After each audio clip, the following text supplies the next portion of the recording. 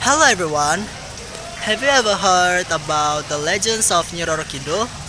And have you ever wondered why people are terrified to wearing green at the southern beaches of Java? This legend is proof that green isn't just a color. It's a fatal invitation from the Queen of the Sea. Long ago, in the Sundanese kingdom of Pajajaran, lived a beautiful human princess named Dewi Kadita. She was the daughter of King Prabu Siliwangi and was loved by everyone for her incredible beauty and kind heart. People often called her Dewi Srengenge, which means the sun goddess, because her presence brought warmth and light to the royal court. Since King Siliwangi loved her dearly, he intended to make her the next ruler of the kingdom. However, this made the king's concubines and royal relatives fiercely jealous, as they feared losing their own power and influence. Driven by envy, the jealous rivals had a dark plan. They hired a powerful black magic practitioner from deep inside the forest to cast a terrible curse upon Karita. One morning, the princess woke up to find her flawless skin covered in painful, hideous sores that emitted a foul odor. No healer in the kingdom could cure her affliction.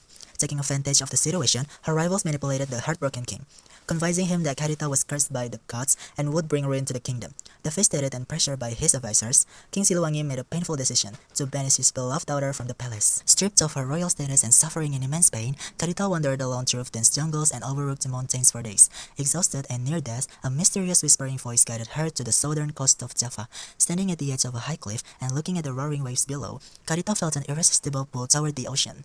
Desperate to escape her unbearable suffering, she leapt off the cliff into the crushing waters. Instead of drowning, a miraculous transformation took place the moment her body touched the magical sea. The dark curse immediately shattered, making her skin glow even more beautifully than before. However, Karita was no longer merely human. Recognizing her noble soul, the ocean spirits crowned her as their supreme sovereign, and she became Roro Kidul, the immortal queen of the southern ocean. To this day, the legend of Roro Kidul remains a powerful spiritual force in Japanese culture. It is believed that the kings of Yogyakarta and Surakarta hold a spiritual marriage with her to secure protection for their land.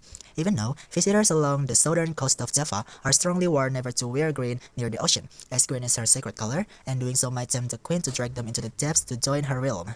Highlighting this living belief, special rooms like room 308 at the Grand Ina Samudra Pantai Hotel are still kept permanently reserved, decorated in green and filled with offerings for when the sea queen decided to visit the shore. This story is a famous classic Indonesian legend, and here is why. First, it explains the origin of spiritual ruler of the Indian Ocean and the famous cultural taboo of never wearing green at the beach, as well as the tradition of royal offerings along Java's south coast.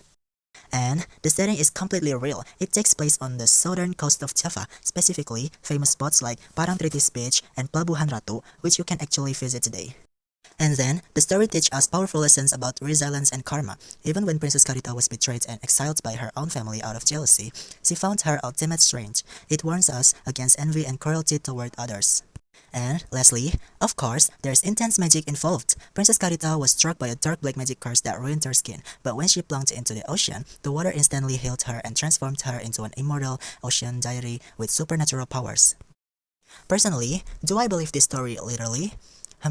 Well, maybe not every magical details, but I deeply respect it as a cultural force that keeps people humble before the power of nature. The most interesting part is how a banished, suffering princess turned her tragedy into ultimate power, becoming a legendary queen who commands the deep sea. I would definitely tell this legend to my younger sibling. It's not only super atmospheric and thrilling, but it also teaches them to respect local customs, stay safe at the ocean, and treat family with kindness. And that is the incredible story of the Queen of the Southern Ocean. It's crazy to think how a story from hundreds of years ago still influences how people behave at the beach today. Drop a comment below if you ever visit the southern coast and let me know if you were brave enough to wear green. Bye bye!